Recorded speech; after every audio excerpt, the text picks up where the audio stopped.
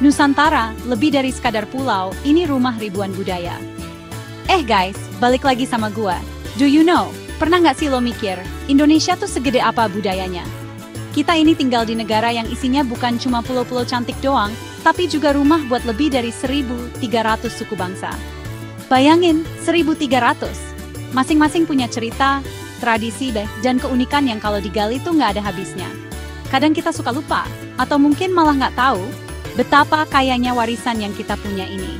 Dari Sabang sampai Merauke, setiap sudutnya nyimpen permata budaya yang luar biasa. Nah, di video kali ini gue pengen ngajak kalian semua buat sedikit menyelami kekayaan itu. Gue udah ngumpulin beberapa fakta menarik, yang menurut gue sih bakal bikin kita semua, termasuk gue sendiri, makin melongo dan bangga jadi bagian dari Nusantara. Jadi, tanpa banyak basa-basi lagi, yuk kita langsung aja masuk ke pembahasan kita. Kita bakal lihat 5 fakta menarik tentang suku-suku di Indonesia yang mungkin selama ini cuma lewat di timeline atau buku pelajaran, tapi punya kedalaman yang bikin kita mikir, gila, keren banget. Siapin cemilan, siapin catatan kalau perlu, karena perjalanan kita menjelajahi keunikan Nusantara dimulai sekarang. Ini dia, 5 fakta suku di Indonesia yang bikin kita makin cinta sama negeri sendiri. Oke, yang pertama nih, kita terbang dulu ke Papua, ke rumahnya suku Dani. Suku Dani ini punya satu tradisi yang luar biasa unik. Mereka memumikan jenazah leluhur mereka. Proses mumifikasi suku Dani ini beda banget. Mereka menggunakan asap dari perapian khusus dan ramuan tertentu untuk mengawetkan jenazah para tokoh penting atau kepala suku. Prosesnya bisa berlangsung lama, dan mumi ini kemudian disimpan di dalam honai, rumah adat mereka, sebagai bentuk penghormatan dan agar arwah leluhur tetap dekat dengan keluarga. Selain tradisi mumifikasi, suku Dani juga terkenal dengan Festival Lembah-Baliem, di mana ada simulasi perang antar suku. Dulu ini beneran perang, tapi sekarang udah jadi atraksi budaya yang spektakuler, nunjukin ketangkasan dan semangat juang mereka. Sekarang kita geser sedikit ke barat, ke Banten, tempat tinggalnya suku Baduy. Suku Baduy ini punya cara hidup yang luar biasa dalam kesederhanaan dan keharmonisan dengan alam. Terutama suku Baduy Dalam, mereka ini benar-benar konsisten menolak segala bentuk modernitas. Gak ada listrik, gak ada kendaraan bermotor, apalagi internet. Mereka percaya bahwa hidup yang paling baik adalah hidup yang paling dekat dengan alam, menjaga keseimbangan, dan mengikuti ajaran leluhur atau pikukuh mereka.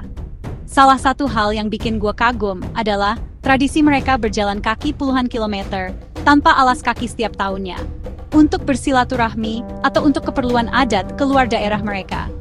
Mereka nunjukin ke kita kalau kebahagiaan itu gak selalu datang dari materi atau teknologi canggih, tapi dari kedamaian batin dan keselarasan dengan lingkungan. Dari Banten, kita terbang lagi nih, kali ini ke Sulawesi Selatan, menuju Tanah Toraja, rumahnya suku Toraja. Kalau ngomongin suku Toraja, pasti yang langsung kebayang adalah upacara kematian mereka yang super megah dan kompleks, namanya Rambu Solo. Rambu Solo itu bisa dibilang adalah pesta terakhir untuk menghantarkan arwah orang yang meninggal ke alam roh. Persiapannya bisa makan waktu berbulan-bulan, bahkan bertahun-tahun, karena biayanya yang gak sedikit.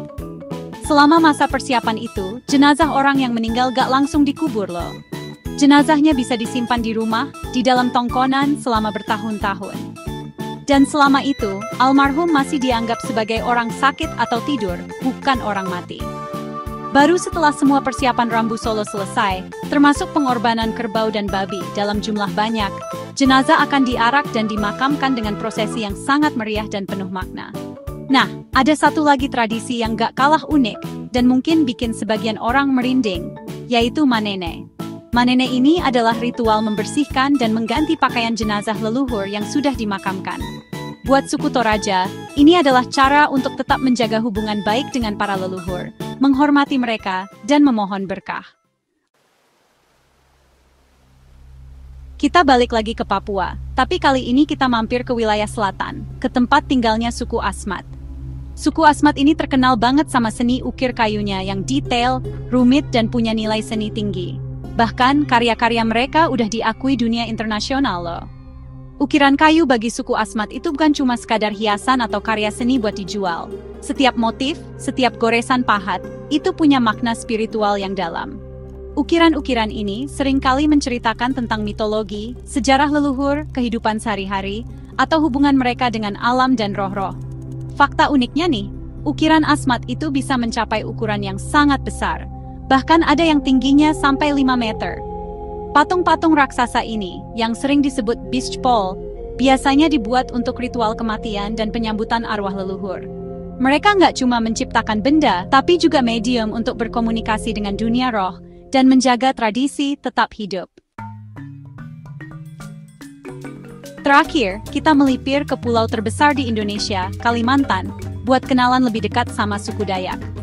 Suku Dayak ini sebenarnya adalah sebutan umum untuk berbagai subsuku yang mendiami pedalaman Kalimantan. Satu hal yang sangat kental dengan suku Dayak adalah hubungan mereka yang sangat erat dengan hutan. Bagi mereka, hutan itu bukan cuma tempat cari makan atau sumber daya alam, tapi juga rumah spiritual. Salah satu ciri khas suku Dayak yang paling dikenal adalah rumah adat mereka yang disebut rumah betang atau rumah panjang.